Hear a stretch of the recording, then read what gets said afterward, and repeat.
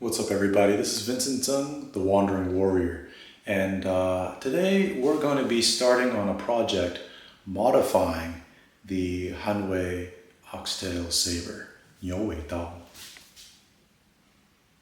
So right away, you'll notice that the fittings on this particular Hanwei Dao by Hanwei is not really well done. The fittings themselves are somewhat historical looking, but the way they fit, not too good. So you'll see a lot of gaps there. It's not really hugging the wooden scabbard very well. Uh, they just kind of slapped this thing on, put some glue in there, I bet, and said it's good to go. Let's take a look at some other stuff here. So you'll also notice that the way the scabbard fits onto the blade isn't very good. It's not centered. It's actually offset down towards the bottom of the guard. I suspect that they were trying to save on wood here and made it a little bit straighter, but kind of compromised the design a little bit. Uh, Basically, a cheap build, cheap manufacture. The steel is good. The steel blade is good. The scabbard is seemingly very cheap wood and not that well fitted. It's okay. It does the job, uh, but we can do better. The handle construction here is interesting. I think that there's probably some kind of screw on the tang that attaches to that little loop where the cloth is being attached to.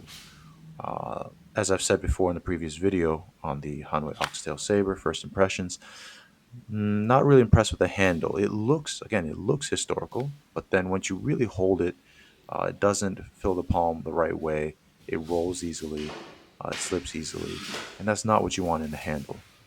I've had some antiques. I've had the privilege of really swinging and using and cutting with these antiques before. Uh, they handle a lot better than this. So the handle is going to be very interesting, trying to get the ergonomics just right. I want to save the fittings. So what I'm going to do is I need to get these fittings off. There's these little pins holding them in place in addition to what I'm guessing is glue on the inside. We got to get these off, and then I'm going to give it a new scabbard. I'm very tempted to completely destroy this old scabbard, but I don't really need to destroy it. In addition, I might need a resting scabbard for the blade while I'm working on a new scabbard and handle. So we'll see. We'll see how zealous I get with the scabbard destruction. Anyways, fittings need to be taken off. New scabbard needs to be made. So while I go about disassembling the scabbard, I'm just going to talk about life. I'm going to be getting married in less than a month as of the making of this video, Sunday, the 18th, 2024. So a lot going on with that. I'm going to be releasing a essentials of long fist or long boxing, changquan, type of traditional Chinese boxing um, series. On that, it's going to be another sort of like an online course for you guys to take. It's especially good for you guys who are interested in having everything broken down into their components, all the moves and techniques that are common to almost all of the so-called long fist styles, Northern Chinese, so the Northern Chinese meta of traditional boxing or pugilism. And remember, with Chinese boxing, it's Ti Da Shuai Na, kicking, striking, throwing, and catching or seizing, locking, right? Like catch wrestling. So, it's a whole plethora of skills, many different systems and styles, and the objective here is to create a common language, a common vernacular, so people can understand the components and how it all works, the theory behind it all. Um, After that, I'll be working on and releasing another thing I've been working on for a couple of years now, Tantui. Tantui 12路. So that's the 12 roads of Tantui. Now, Tantui could mean Long Tantui, Dragon Pond legs, the legs of Dragon Pond temple, or it could mean tan toy, tan as in springing legs. People have taken different ways. It's essentially an old set sequence form, Taolu, from a Hui community. And the Hui, or Muslim Chinese, they kind of had their own thing going on. But this is a very good example of long fist fighting. So if you're interested in learning everything from the ground up, being able to fight using long fist style fighting, then the Tantoy course is going to be excellent. If you already kind of have that stuff, but you want a more granular view of everything broken out,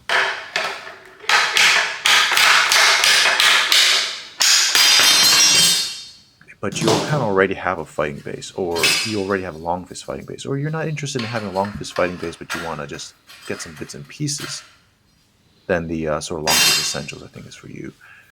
But again, from the ground up, very involved. Get your whole body coordinated and conditioned for long fist style striking, fighting, all that stuff. That's the 12 Roads of Tandui. And that's the course I'm going to release later on. Working on it right now with a professional videographer and trying to make sure that you guys get the best that I can provide. Because, my journey, my wandering, I'm delving into the folk martial arts and trying to breathe new life into them. It's not so much that I need to invent anything new, so much as that I need to communicate and present and reorganize things in such a way that it's accessible, palatable, and effective for you guys.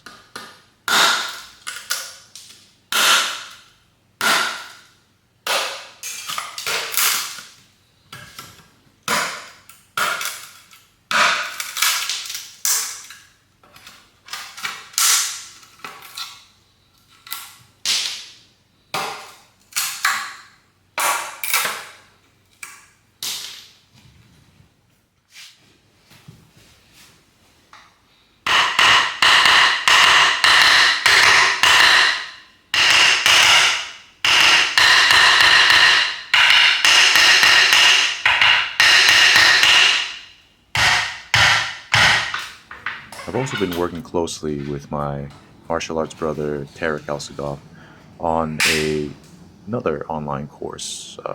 We've been sharpening our skills in the Chinese weapons, the classic four weapons. So that would be staff, spear, saber, and sword, or 棍子, 枪, 腰刀, and 剑. Now, these four classic weapons are very popular throughout almost all of the civilian martial arts, what we now call Kung Fu or Wushu. Now, a lot of the weapons work that I've done in the past, things that came out of the 7-star Mantis Boxing repertoire. There's been a few other things that I've studied since then that kind of inform my skill set, but we're going to be introducing in a very systematic fashion, in a streamlined method, so that you can get really good skills very quickly in the Chinese weapon arts. A very simple but efficient staff method, another distilled and streamlined spear method, the Yan Qing Dao from 7-star Mantis Boxing Qixing Tang Lang Quan, very famous form back in its day, right? And then the culmination of all of our experiences when it comes to the Chinese double-edged sword. An amazing duelist, amazing self-defense, and fairly good battle weapon. The Tian, the double-edged sword, we have a background in, coming a bit from the Yang Tai Chi background, as well as Wudang Jian, as well as San Cai Jian from Mantis Boxing. So we've drawn from various places, and we've cross-trained quite a bit in other fencing arts. And we brought all that knowledge back, compared notes, to provide you all with a streamlined way of approaching classical Chinese weapons. So that will come in the future. Really looking forward to it. I like to put out extremely good work, so whether it's in 6 months or it's in a year's time, I'm not rushing it. So it's just more cool stuff coming down the pipe.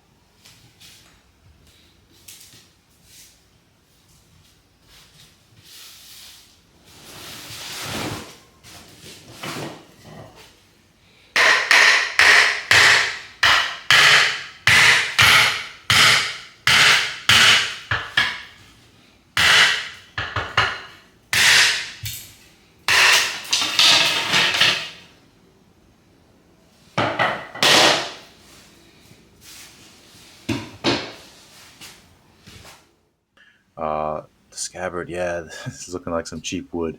Not a perfect fit, and not properly aligned as you saw before. But we got it off, and we can use it as a temporary resting scabbard. I'm going to tape it up and just let the sword sit in there while I work on the new scabbard, which I'll probably make out of poplar. The next portion is going to be scabbard making, which is actually one of my favorite activities. I do a lot of martial arts, a lot of this fighting stuff, and think a lot about how to transmit this stuff, how to teach people. Sometimes it's just nothing like the meditative act of wood carving. Love it. Well, guys, that was fun. It was interesting. Stay tuned for part two, where we make the new scabbard, and part three, where we take apart the handle and make a new and better handle for this particular Hanwei Oxtail Saber. In any case, as always, thank you for joining me on my journey. I salute yours. Peace.